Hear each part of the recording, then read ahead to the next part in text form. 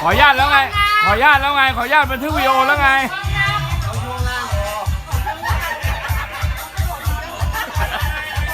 ขออนุญาตบันทึกวิดีโอแล้วไงแต่เห็นหน้าผมฟ้องนะขออนุญาตบันทึกวิดีโอโอ้โหเฮ้ยขออนุญาตผิวมากเลยผิวมากเลยไม่ให้เห็นหน้าโอ้โหดูแค่เข่า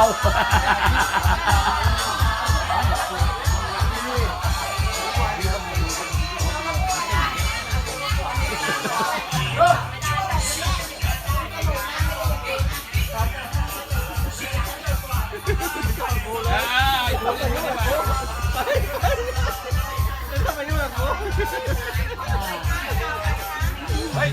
กูดูตรงกูจะอยู่แค่งานเกษียณอะไรเงี้ยงานมันเกิดกูจะไปไม่ถึงหรอกว่ะใช่ มึงอ่ะเกษียณพอแล้วขอเกษียณจะกลับแล้วเหรอเกษียณพอแล้วเอาเก่งเว้ย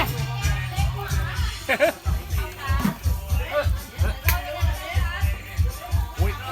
ดำเลยอันไหนอ่ะเนี่ยสุกแล้วเฮ้ยหน้าตามันไม่เมาวะ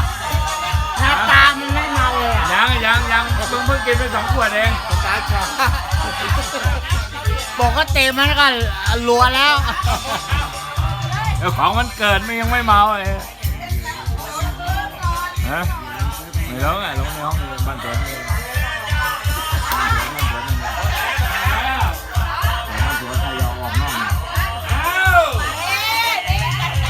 ที่ลงเทปไปแล้วก่อนเรียบร้อยมากนะ